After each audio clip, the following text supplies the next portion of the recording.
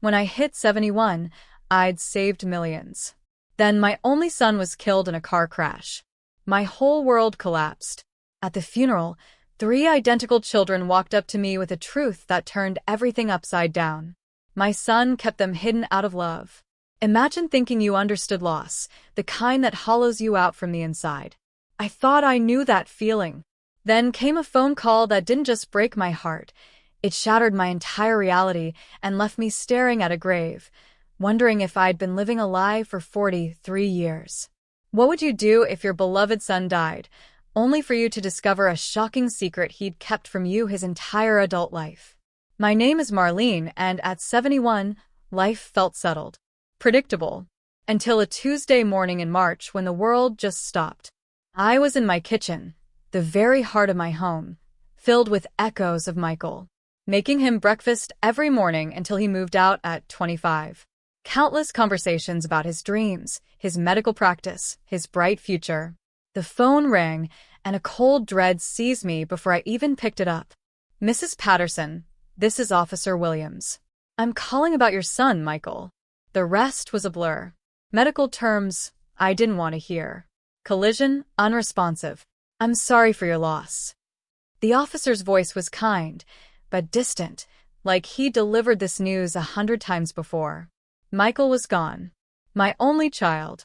My brilliant son, a respected doctor, who called me every Sunday, sent me flowers on Mother's Day with notes in his careful handwriting. Gone. At 43 in an instant because someone ran a red light. I hung up, staring at my hands. They looked older, suddenly. Fragile.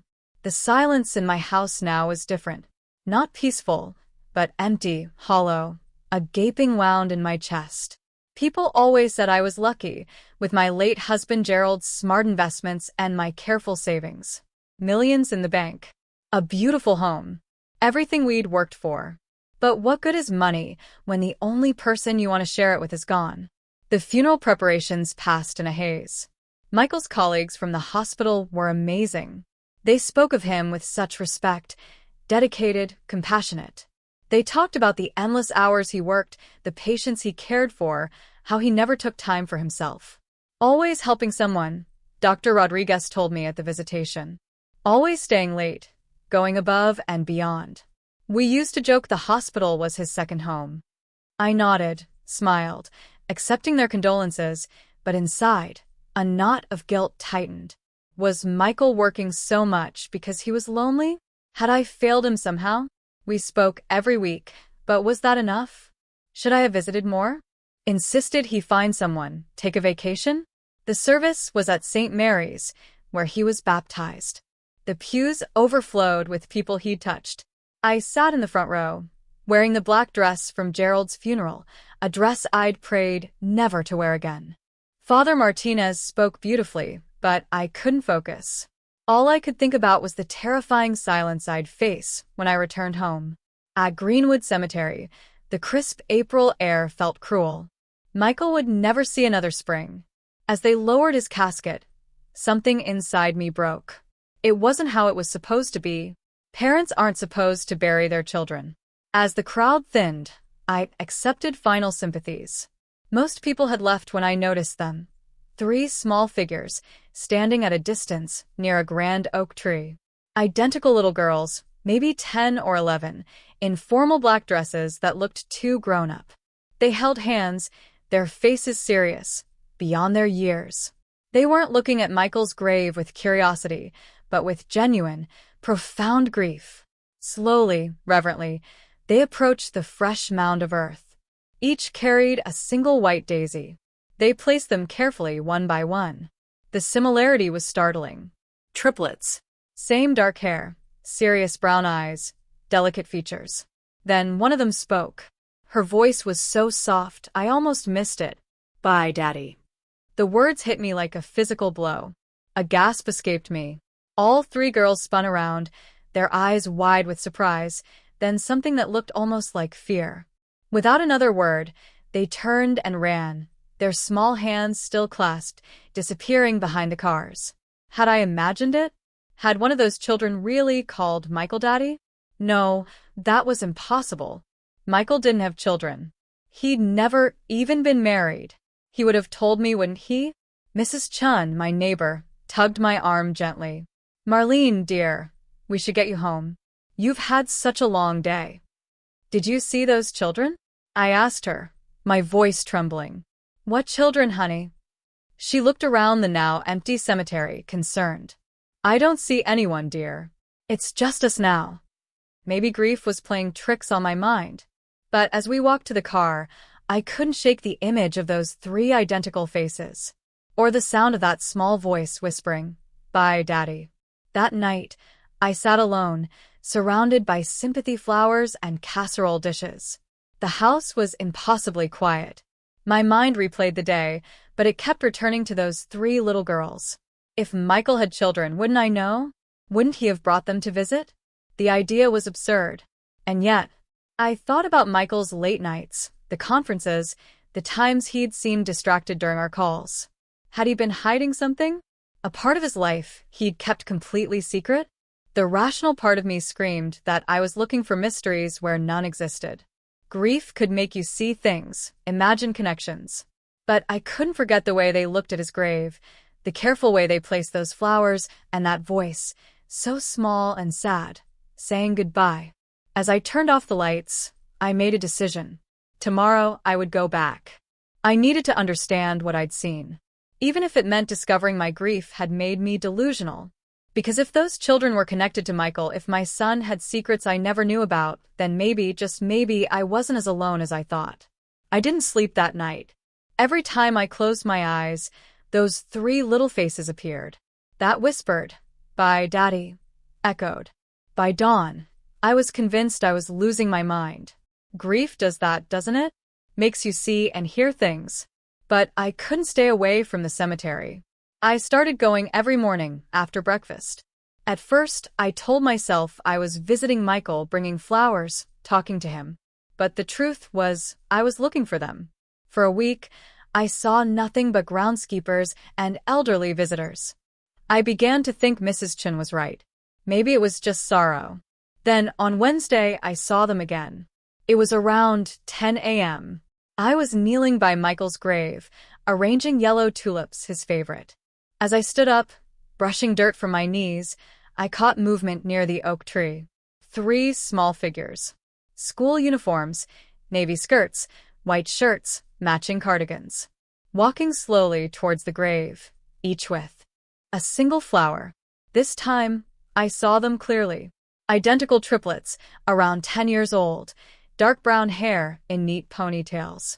Their faces were solemn, moving with a dignity unusual for children. I stayed perfectly still, terrified of scaring them away. They placed red carnations on the earth. Each stood quietly, as if in private prayer. Then, the girl in the middle spoke, barely a whisper. "We miss you, Daddy. Aunt Margaret says you're in heaven now." My heart stopped. There it was again. Daddy. This wasn't my imagination. I must have shifted, made a sound, because all 3 looked up and saw me. Their eyes widened. We froze, staring at each other across my son's grave. The girl who'd spoken stepped forward. She had the most serious expression, a natural leader. "Are you Daddy's mommy?" she asked hesitantly. I couldn't speak. Just nodded, throat tight. They exchanged glances, a silent communication. Then the same girl spoke again. "I'm Faith," she said, polite but cautious. "These are my sisters, Hope and Joy. We were Daddy's daughters." The names hit me like a revelation. Faith, Hope, Joy. I looked closer, searching for Michael. Now that I knew, I saw it. The shape of their eyes, the way they tilted their heads when thinking, just like him. "How old are you?" I managed to ask. 10, Faith answered. "We'll be 11 in September." 10 years old. Michael would have been 33 when they were born. I tried to think back. Any signs? Any changes? Nothing. Everything seemed normal. Where do you live?" I asked gently. They exchanged a worried look. "With Aunt Margaret," Faith finally said. "She takes care of us now." "And where is Aunt Margaret today?" "She's at work. She cleans offices downtown. We're supposed to be at school, but..." Hope's voice trailed off. But we wanted to visit Daddy, Joy finished quietly. Her voice was softer than her sister's, almost musical. I looked at these three beautiful children, my son's daughters, and felt a swirling mix of emotions. Joy, confusion, anger that I'd never known. Heartbreak that Michael is gone before I could meet them properly. Does Aunt Margaret know you're here? I asked. Faith shook her head. She said we shouldn't come anymore. She said it was too sad, but we had to say goodbye, Hope added. We didn't get to before. Before he went to heaven. I knelt down to their eye level. What do you mean you didn't get to say goodbye?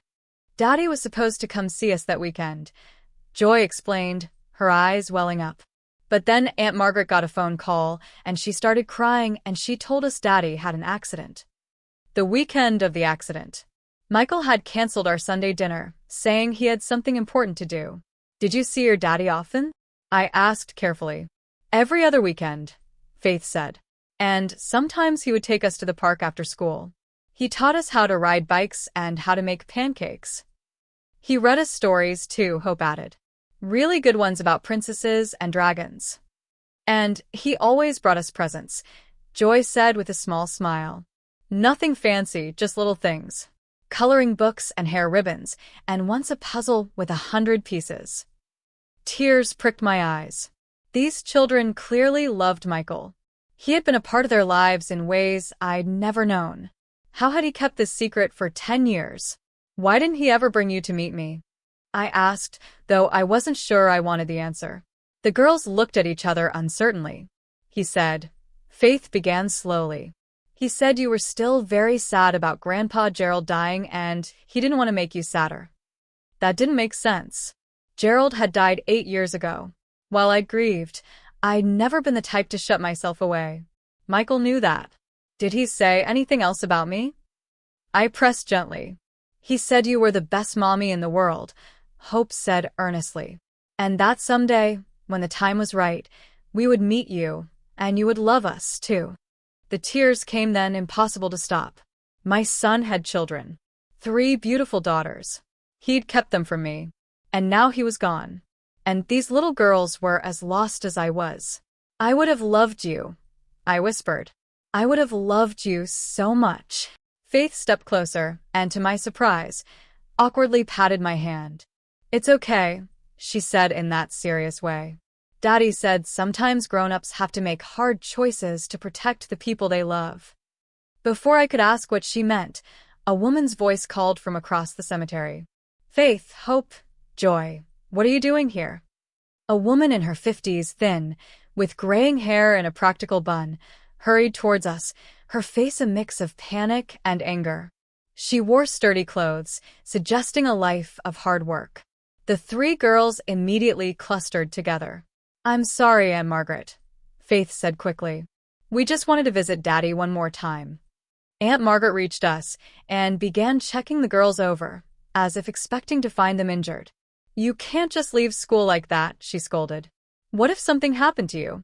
What if you'd gotten lost? Then she noticed me. Her expression became wary, almost fearful. Who are you? She asked bluntly.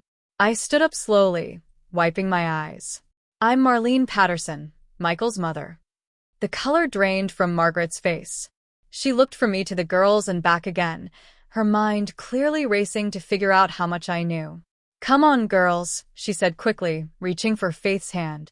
We need to get you back to school. Wait, I said, stepping forward. Please. I just found out about them. I need to understand. No, Margaret said firmly, pulling the girls closer. I'm sorry for your loss, Mrs. Patterson. I truly am. Michael was a good man. But these children have been through enough. I'm their grandmother, I said, my voice stronger than I felt. Surely I have a right. You have no rights here, Margaret interrupted, her voice sharp with protectiveness. Michael made his choices for good reasons. Don't make this harder than it already is. She began walking away quickly, the 3 girls following reluctantly. But Faith turned back to look at me, her young face full of confusion and sadness. Will we see you again? She called out. Before I could answer, Margaret hurried them into an old blue sedan and drove away, leaving me standing alone beside my son's grave, with more questions than ever. That night, I sat in my kitchen, a cup of tea I couldn't drink growing cold.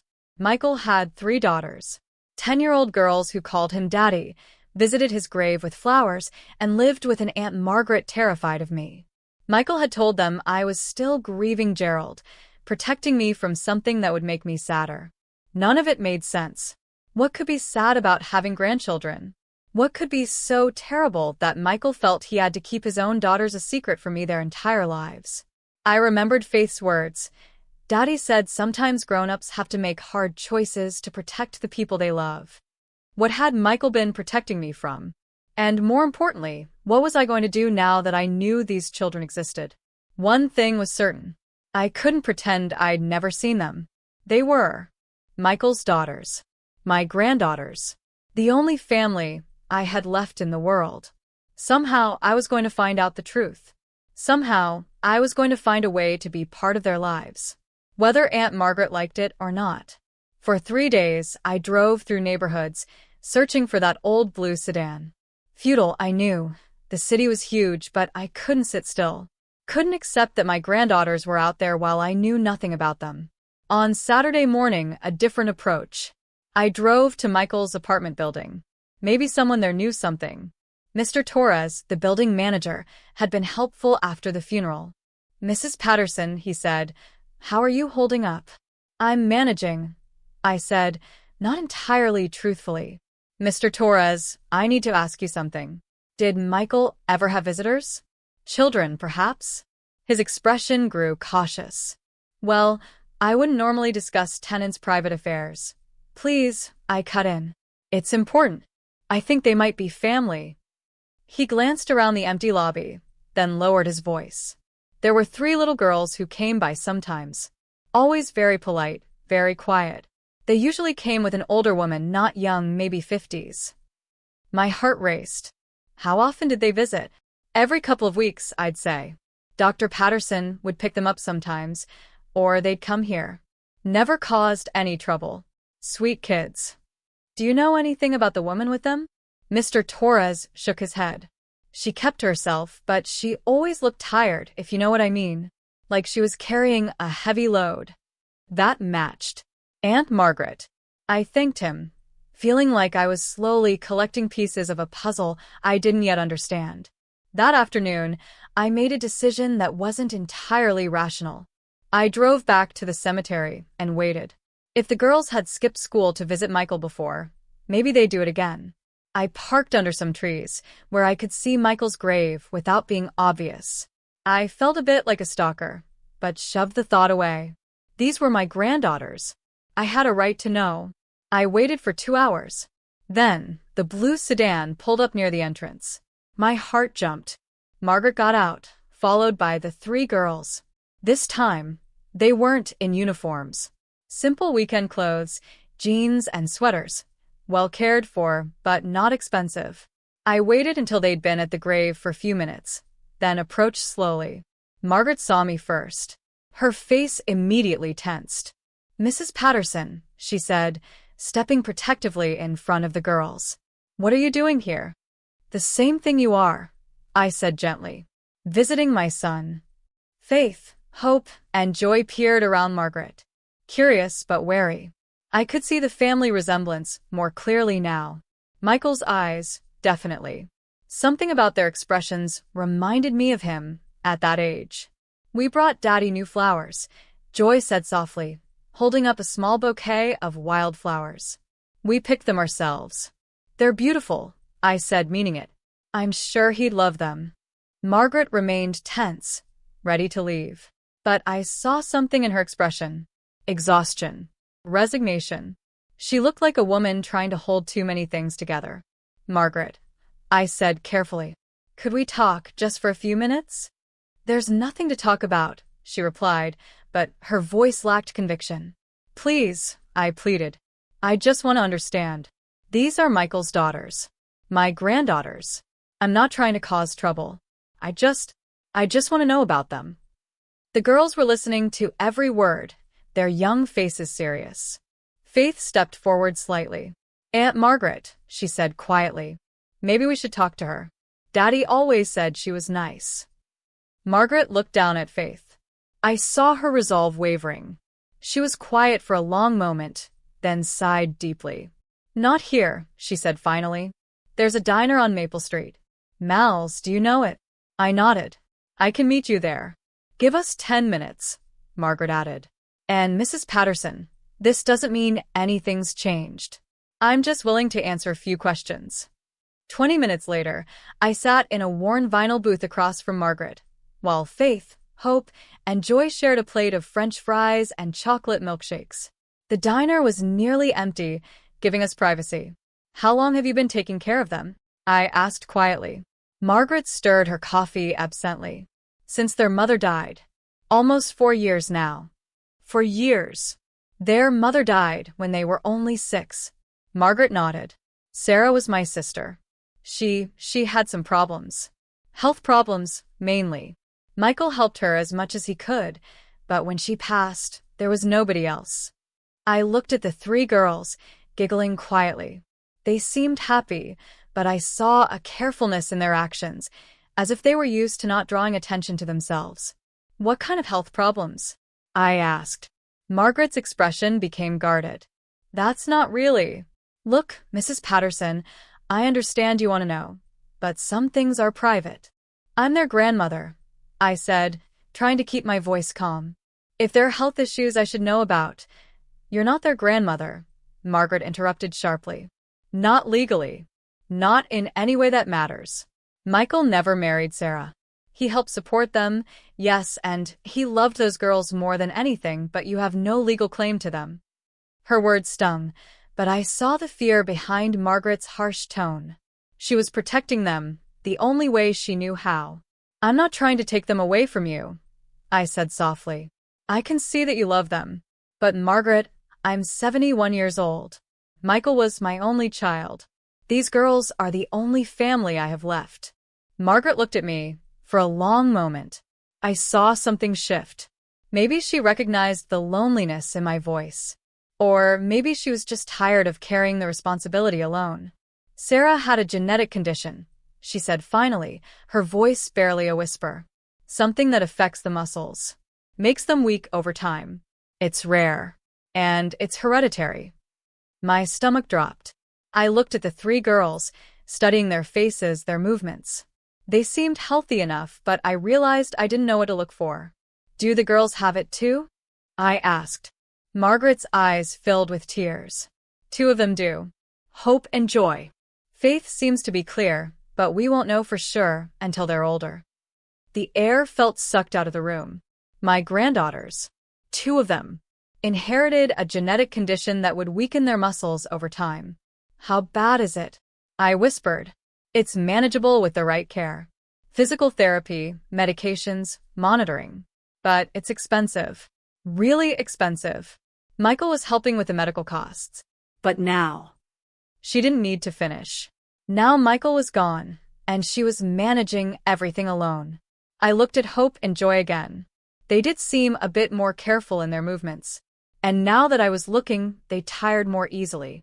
Joy was leaning against the booth, as if sitting upright was an effort. Is that why Michael kept them secret from me? I asked. Because of their condition? Margaret nodded slowly. He said you'd already been through enough sadness. He didn't want you to have to worry about sick. Michael's daughters. My granddaughters. The only family I had left in the world. Somehow I was going to find out the truth. Somehow I was going to find a way to be part of their lives. Whether Aunt Margaret liked it or not. For 3 days, I drove through neighborhoods, searching for that old blue sedan. Futile, I knew. The city was huge, but I couldn't sit still. Couldn't accept that my granddaughters were out there while I knew nothing about them. On Saturday morning, a different approach. I drove to Michael's apartment building. Maybe someone there knew something. Mr. Torres, the building manager, had been helpful after the funeral.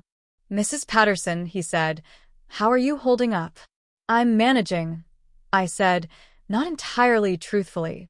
Mr. Torres, I need to ask you something. Did Michael ever have visitors? Children, perhaps? His expression grew cautious. Well, I wouldn't normally discuss tenants' private affairs.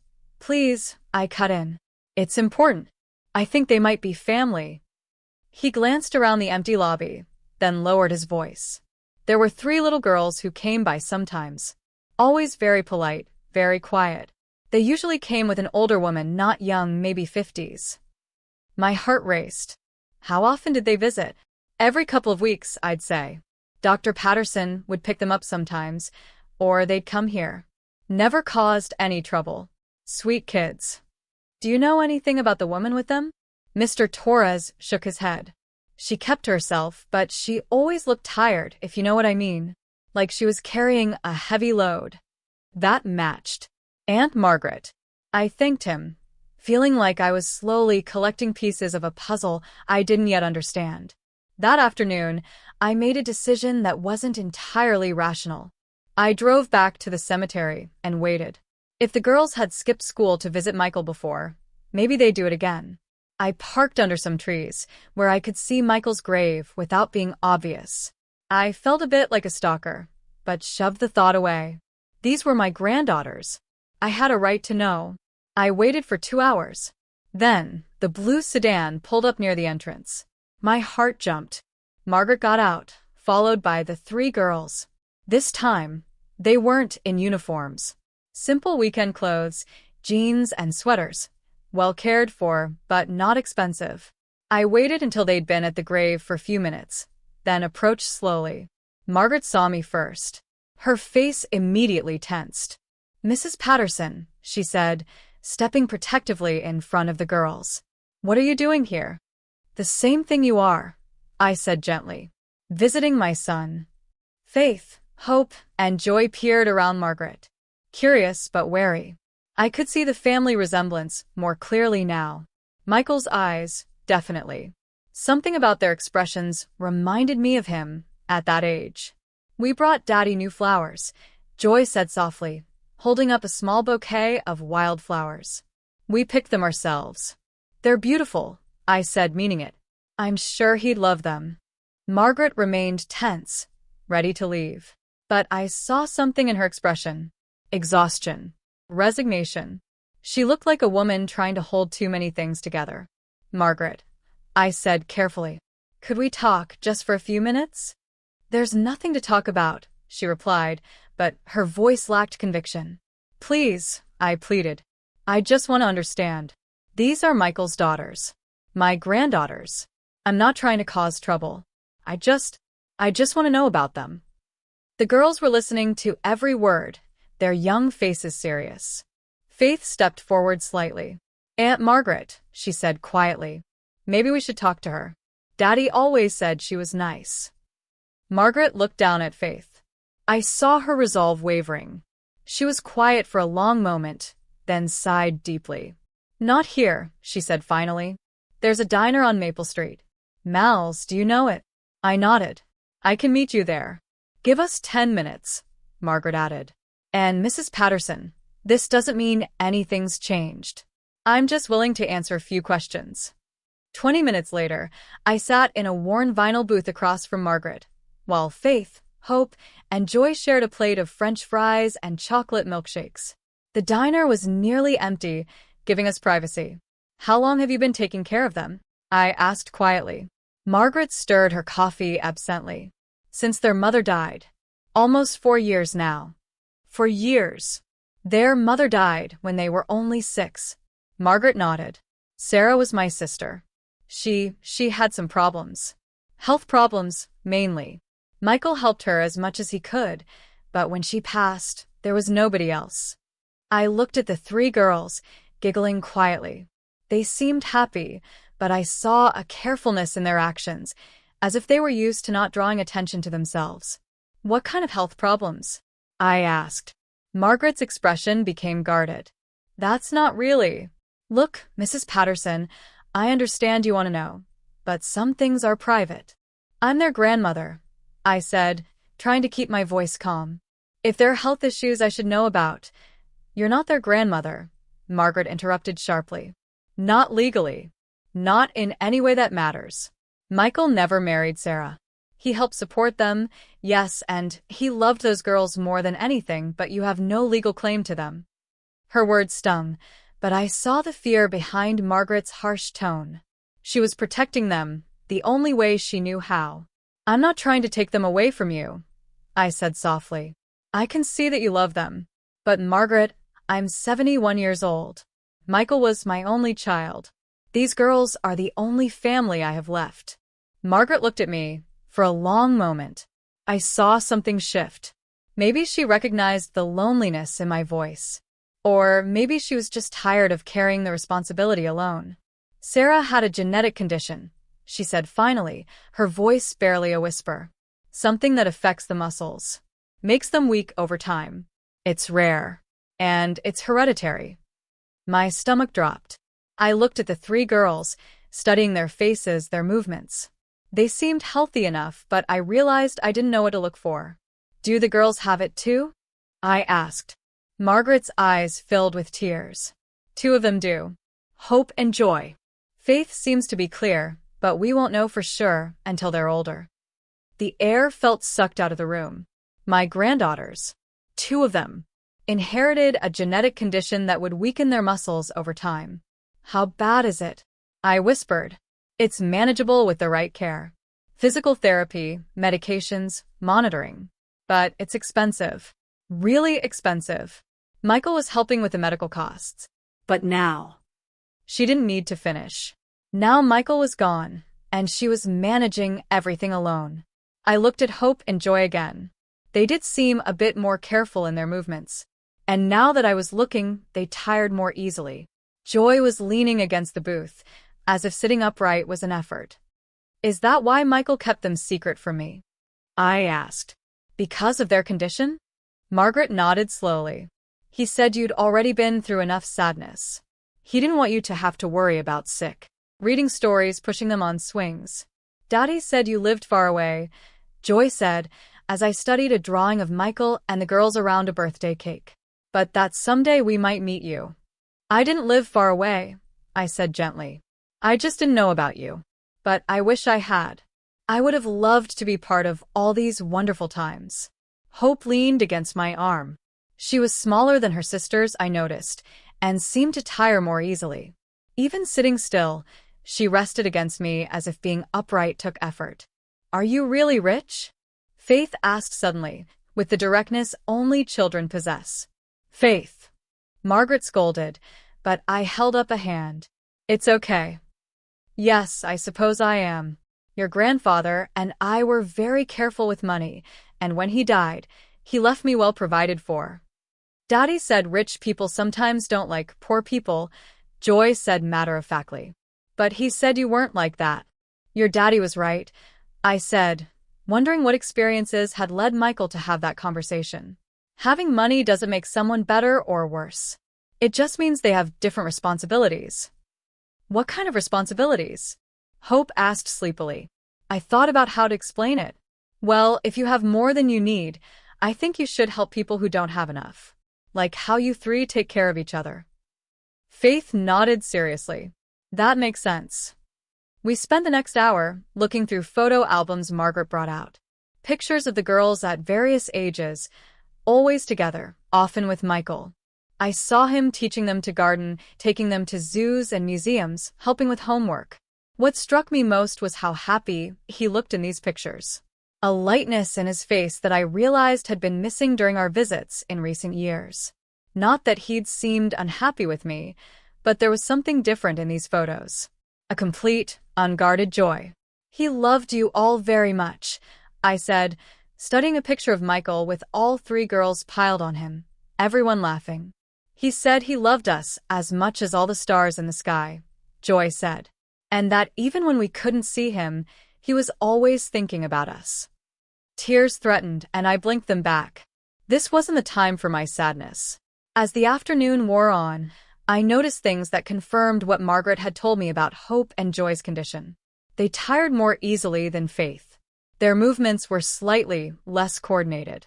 When they played a game that involved jumping, Hope had to stop after a few minutes. Joy's hands shook slightly when she concentrated on coloring. But what impressed me most was how naturally Faith took care of her sisters. She made sure Hope had a pillow, helped Joy with a difficult crayon. And she did it all without making a big deal of it. These children had learned to be a team in a way that was both beautiful and heartbreaking. Around 4 o'clock, Joy's energy flagged completely. She curled up in my lap without asking, as if it was the most natural thing in the world. "Someone's getting tired," Margaret observed. "I'm not tired," Joy protested, but her eyes were drooping. "It's okay to be tired, sweetheart," I said, stroking her fine, soft hair, just like Michael's had been. "Will you tell us a story?" Hope asked, snuggling closer. I looked at Margaret, who nodded. "What kind of story?" "Tell us about when Daddy was little," Faith requested. And so I found myself sharing memories of Michael's childhood. How he collected bugs, much to my horror. How he tried to bathe our cat and ended up soaked. How he learned to cook by standing on a chair next to me, insisting he was big enough. The girls listened with rapt attention, especially when I told them about Michael's determination to become a doctor after our neighbor, Mr. Peterson, had a heart attack. "Daddy said he wanted to help people feel better," Hope said drowsily. "He did help people," I assured her. "He was a wonderful doctor. And he was a wonderful father to you three." By the time I finished, Joy had fallen asleep in my lap. Margaret approached quietly. "I should put her down for a nap," she whispered. "Can I carry her?" I asked softly. Margaret hesitated, then nodded. I lifted Joy carefully, surprised by how light she felt. She stirred, but didn't wake as I followed Margaret to a small bedroom. The room had 2 sets of bunk beds, decorated with drawings and crafts. Neat, organized, but well-used. I laid Joy gently on a lower bunk. Margaret covered her with a soft blue blanket. "She naps most afternoons," Margaret whispered as we left. "The condition makes her tire easily." When we returned, Faith and Hope were looking through more photo albums. "Can we show her the videos?" Faith asked Margaret. "Videos?" I asked. Margaret looked uncertain. "Michael used to record videos for them. Messages for when he couldn't visit." "I'm not sure." "Please," Hope said. "I want Grandma Marlene to see them." Margaret sighed and retrieved a tablet. She scrolled, then selected one. Michael's face appeared on the screen, and my breath caught. He was sitting in what looked like his apartment, smiling at the camera. "Hi, my beautiful girls," his recorded voice said.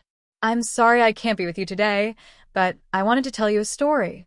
For the next 10 minutes, I watched my son tell an elaborate fairy tale about 3 princess sisters who had to work together to save their kingdom. He used different voices, made silly faces. Faith and Hope giggled, though they'd clearly seen it many times. At the end, Michael's expression became more serious. "Remember," he said, looking directly into the camera, "you 3 are the most important things in my whole world. I love you more than all the stars in the sky, and nothing will ever change that. Be good for Aunt Margaret. Take care of each other. And remember that Daddy is always thinking about you." The video ended. We sat in silence. I was crying and I didn't care who saw. "He made lots of videos," Hope said quietly, "for when we missed him too much." "He was a good daddy," Faith added, leaning against my shoulder. "Yes," I managed to say. "He was." Margaret sat down across from us. For the first time, she looked less guarded. "This is hard for me," she admitted. "I've been their whole world for 4 years. The idea of sharing them, it scares me." "I don't want to take them away from you," I said. "Honestly, I can see how much you love them, and how much they love you.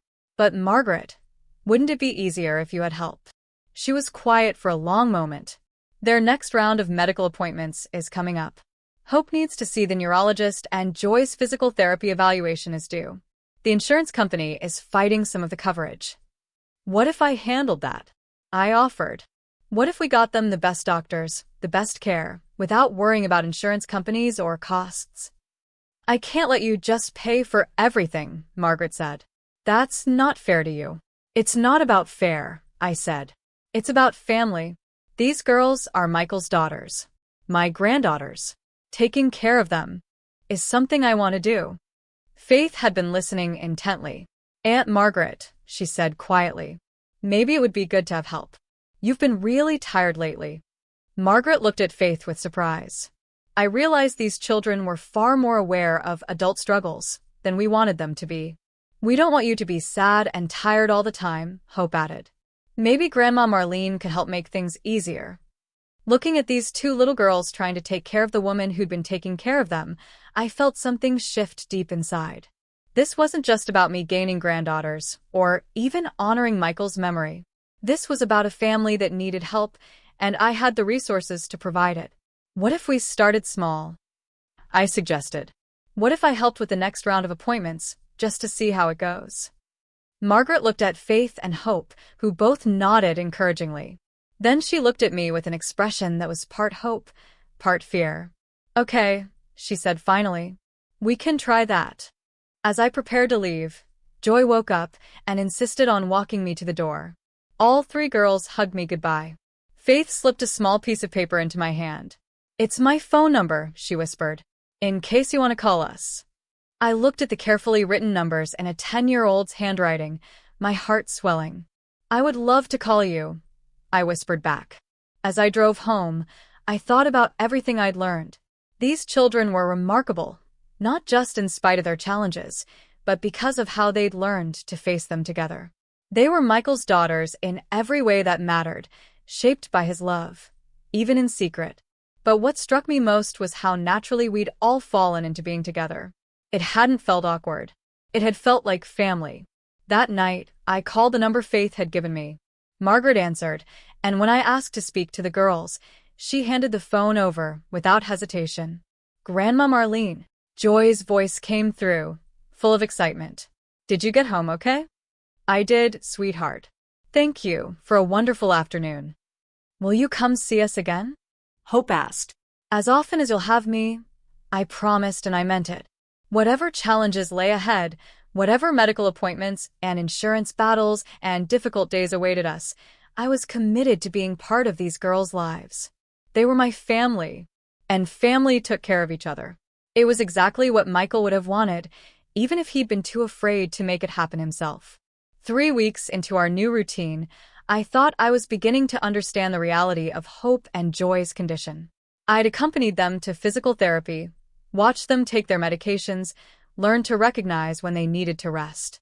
I'd even started researching their specific type of muscular dystrophy. But I wasn't prepared for what Dr. Chen told us during what I thought would be a routine checkup.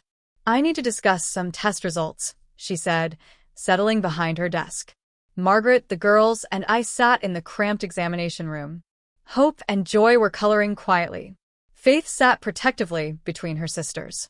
The genetic testing we did last month has given us some important information, Dr. Chen continued, her voice carefully measured. As we suspected, Hope and Joy do carry the genetic markers for the muscular condition. But there's something else. Margaret leaned forward, face tense. What kind of something else? The progression appears to be more aggressive than we initially thought. Without intervention, both girls may experience significant mobility issues within the next few years. The room went quiet except for the soft scratching of crayons. I felt like I couldn't breathe. What kind of intervention? I managed to ask. There's an experimental treatment program at Johns Hopkins, Dr. Chen explained. It's showing promising results for children with this specific genetic variant, but it's intensive. The girls would need to be there for several months, possibly longer. Months. Margaret's voice was barely a whisper. I can't. I don't have the resources for that kind of... The program covers most medical costs, Dr. Chen interrupted gently. But there would be living expenses, lost wages, the logistics of relocating temporarily. I looked at Hope and Joy, still focused on their coloring books, blissfully unaware that their futures were being discussed. Faith, however, had stopped coloring and was listening intently. What happens if they don't get this treatment? I asked, afraid of the answer. The condition will continue to progress. They'll likely need wheelchairs within 5 years, possibly sooner. Their life expectancy. Dr. Chen hesitated. It would be significantly shortened. Margaret made a small, broken sound. I reached over and took her hand, feeling it tremble. But with the treatment? I pressed. The early results are very encouraging. Some children have shown marked improvement. Others have had their progression halted entirely. It's not a cure, but it could give them decades of additional mobility and independence. Faith had put down her crayon completely and was staring at the doctor with those serious brown eyes. "Are you talking about hope and joy?" she asked quietly. Dr. Chen looked at Margaret, who nodded reluctantly. "We'd agreed the girls should be included in age-appropriate discussions." "Yes, sweetheart. We're talking about a special program that might help them stay stronger for longer." "Would they have to go away?" Faith asked, and I heard the fear in her voice. "For a while, yes, but not alone. They would need someone with them." Faith looked at Margaret, an expression far too mature for a 10-year-old. "And Margaret can't leave work for that long." "Faith," Margaret started. But Faith continued with the brutal honesty of a child who'd learned to face difficult realities. "And we can't afford it anyway. I heard you on the phone with the insurance company last week." Hope looked up, suddenly aware. "Are Faith and I going to get sicker?" "Joy," Hope corrected automatically. "You meant you and Joy, right?" Faith said, tears forming in her eyes. "Are Hope and Joy going to get sicker?" The room fell silent. Dr. Chen looked at Margaret, who was struggling for words. Finally, I spoke. "Not if I have anything to say about it." Everyone turned to look at me. Margaret shook her head slightly, a warning not to make promises I couldn't keep. "Mrs. Patterson," Dr. Chen said carefully, "this is a significant commitment. The program typically lasts 6 to 8 months, sometimes longer. It's not just about financial resources." "I understand," I said, looking directly at Margaret. "But these are my granddaughters. If there's a treatment that could help them, then we're going to do it." "Marlene," Margaret said quietly, "you don't understand what you're saying. Months away from home, constant medical appointments, being responsible for them 24 hours a day while they're going through intensive treatment." "Then come with us," I said simply. "All of us. We'll rent a place near the hospital. I'll hire the best home care nurses, tutors for their schooling, whatever they need." Margaret stared at me. "I can't let you do that." "You're not letting me do anything," I said firmly. "I'm choosing to do it. These girls are family." Hope had been listening with growing concern. She slipped from her chair and came to stand beside Margaret. "Aunt Margaret," she said softly, "is this because of the money again?" Margaret's face crumpled slightly. "It's not just about money, sweetheart. It's about what's best for you and Joy." "What's best for us is being together," Faith said, moving to stand with Hope. "All of us together." Joy, confused by the sudden seriousness, followed her sisters. Soon, all 3 girls were clustered around Margaret's chair. "We don't want you to be worried all the time," Joy said, patting Margaret's arm awkwardly. "Maybe Grandma Marlene is right. Maybe it would be better if we all helped each other." I watched this exchange with a mixture of heartbreak and admiration. These children had learned to be caregivers at an age when they should only be worried about homework and playground politics.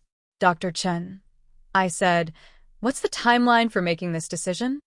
"The next enrollment period begins in 8 weeks.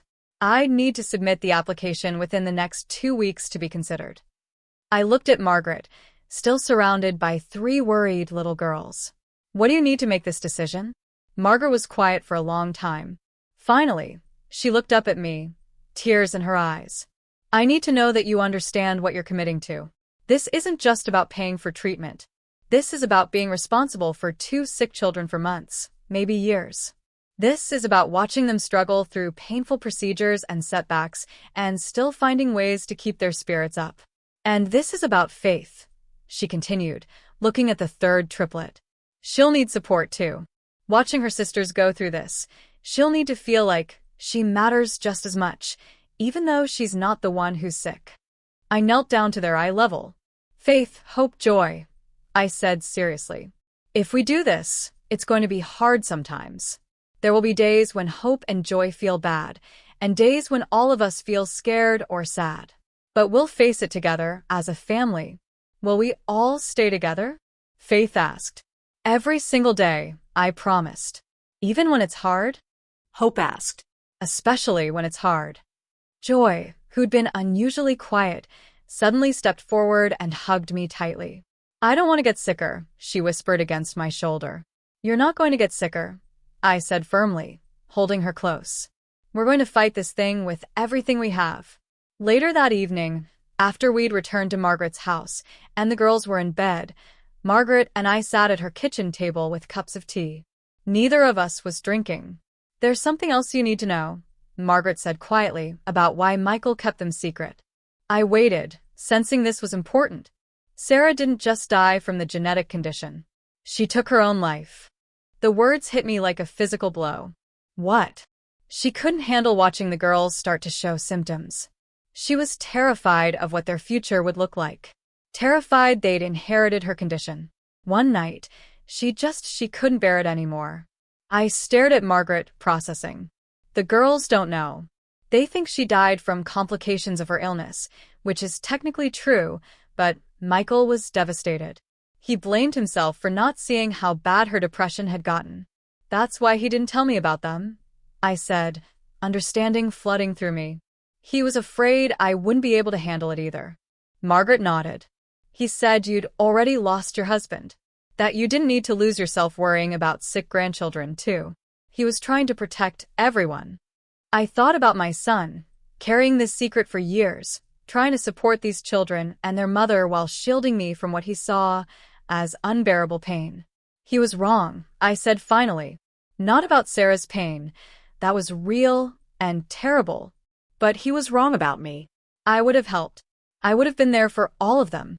"Maybe," Margaret said. "But you can't blame him for trying to protect you. That's what love looks like sometimes. Making hard choices to spare the people you care about."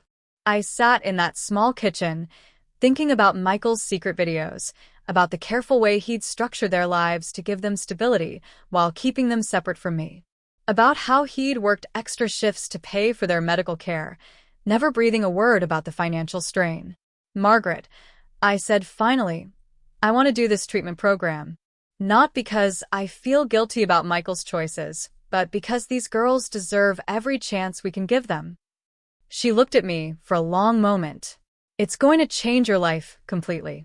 You'll go from being a wealthy widow with no responsibilities to being a full-time caregiver for 3 children, 2 of whom have serious medical needs."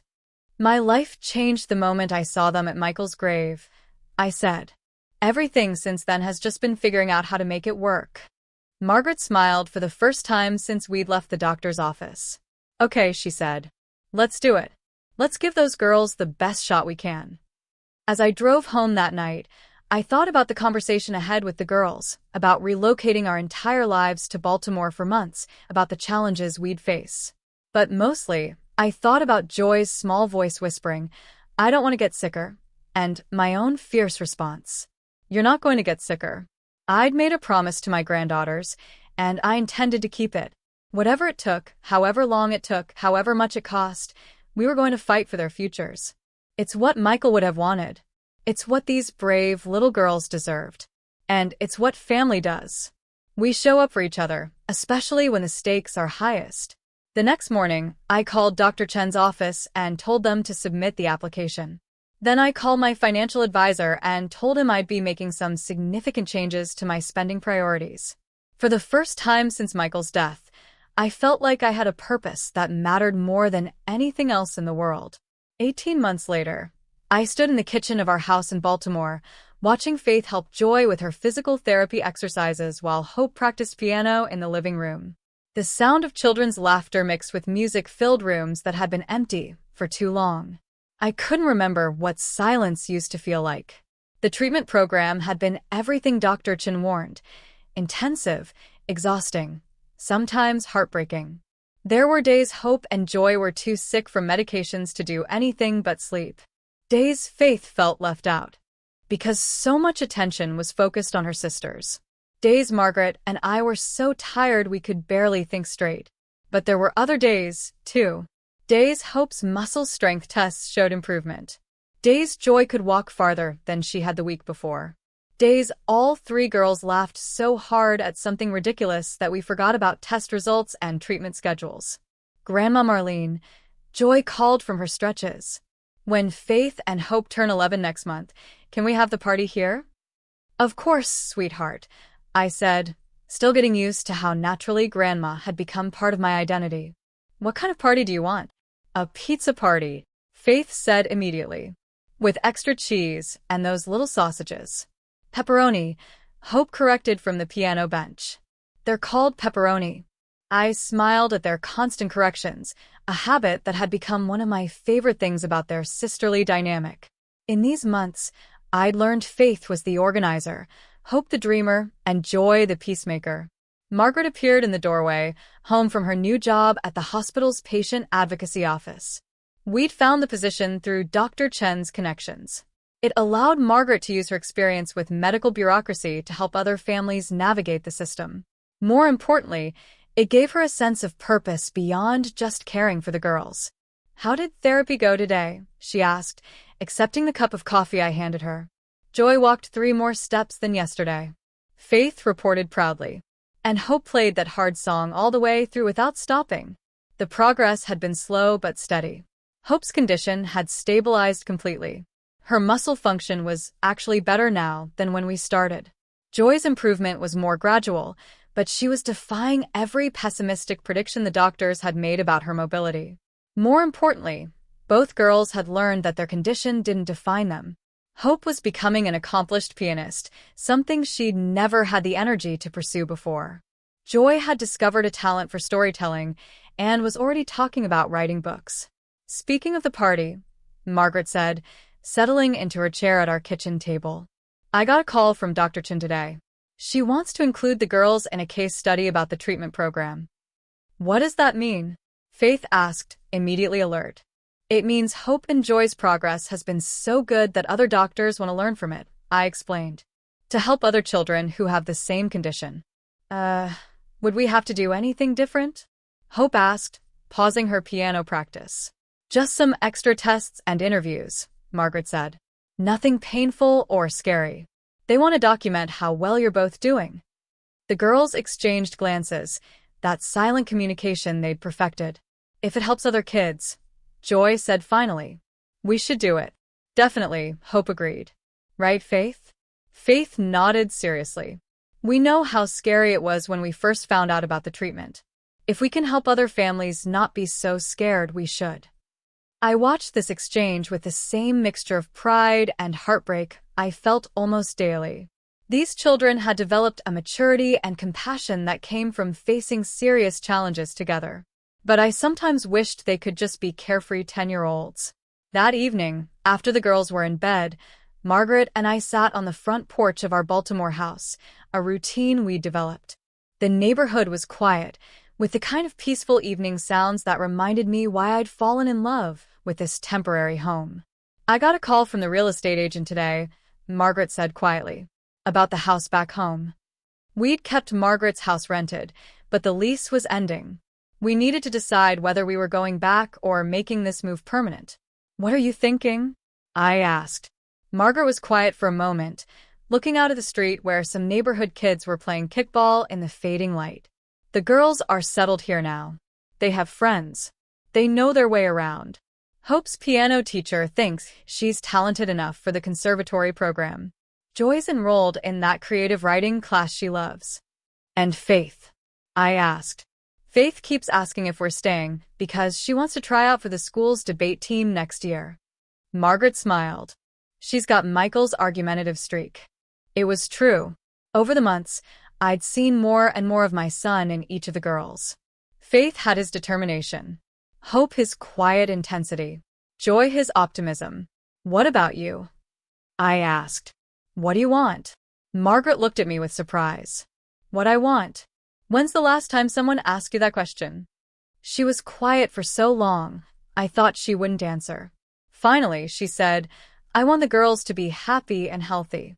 I want them to have every opportunity they deserve." "That's what you want for them," I said gently. "What do you want for yourself?" Margaret's eyes filled with tears.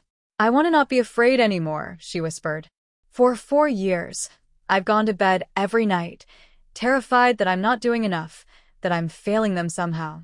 For the first time since Sarah died, I feel like maybe I'm not carrying this alone." I reached over and took her hand. "You're not carrying it alone. You haven't been for months now." "I know," she said. "And that scares me too, because what if something happens to you? What if you decide this is too much?" Those girls have already lost too many people.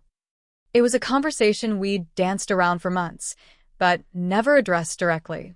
Margaret's fear of abandonment was as real as the girls' medical needs. Margaret, I said firmly, I'm not going anywhere. These children are my family now.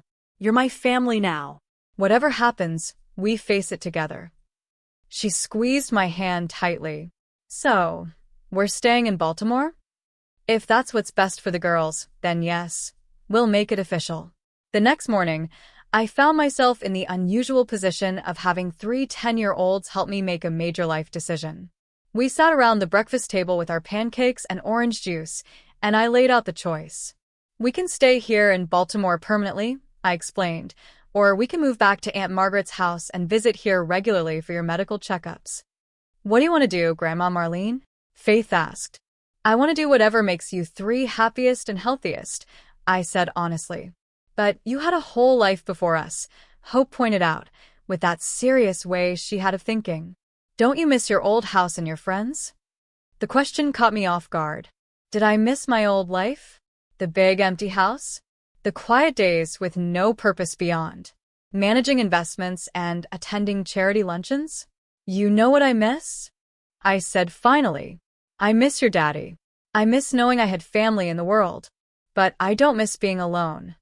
Joy had been unusually quiet, watching me with those thoughtful eyes that reminded me so much of Michael. Grandma Marlene, she said softly, before you found us, were you lonely? The directness of the question took my breath away. Yes, sweetheart. I was very lonely. And now? I looked around the table at these 3 remarkable children who had transformed my life in every possible way. Now I wake up every morning excited to see what you 3 are going to do next. Now I have piano recitals to attend and therapy sessions to drive to and homework to help with. Now I have people who need me and people I need.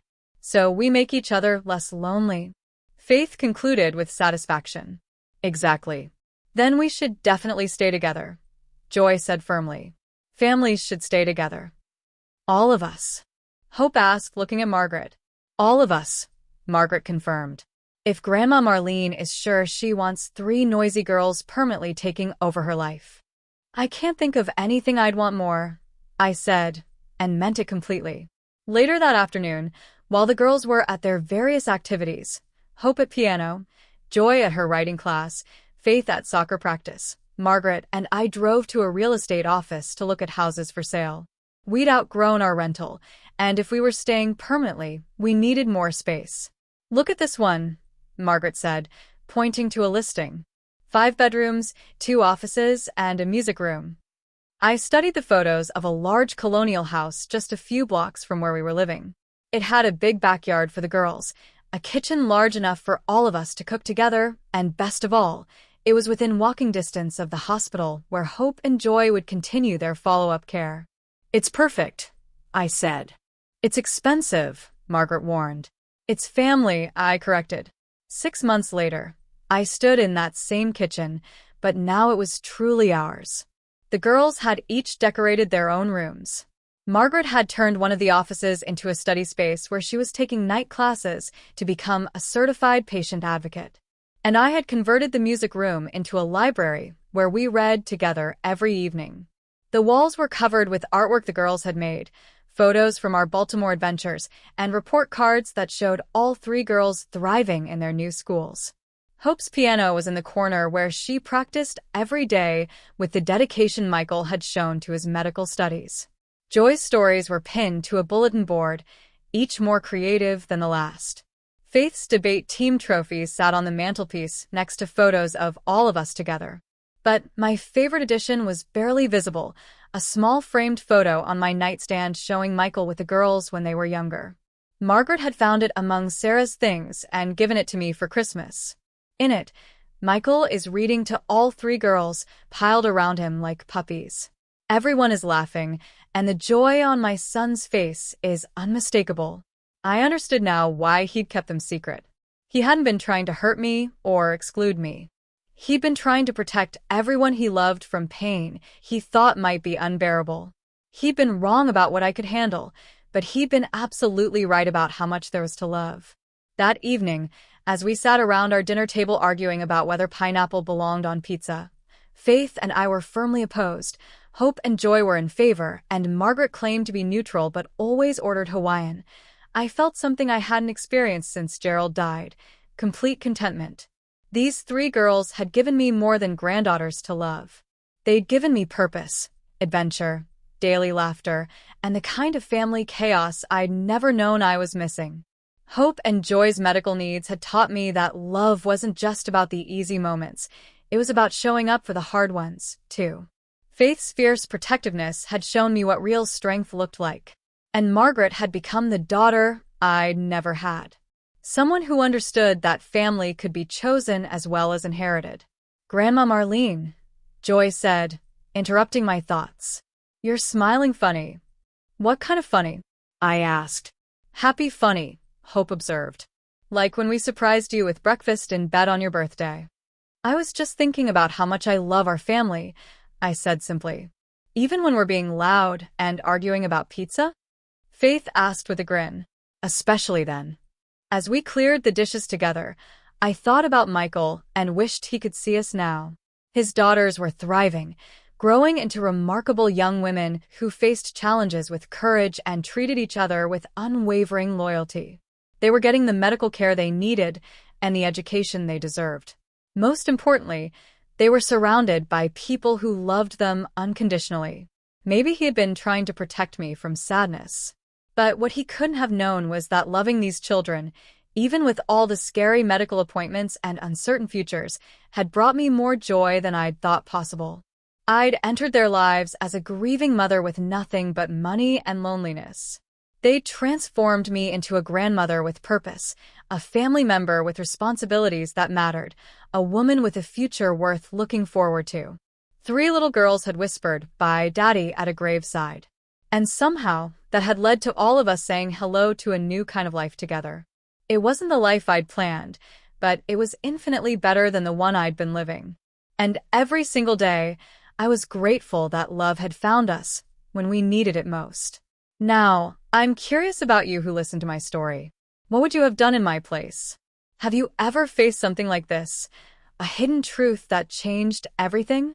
Tell me what you think. I really want to know. Comment below.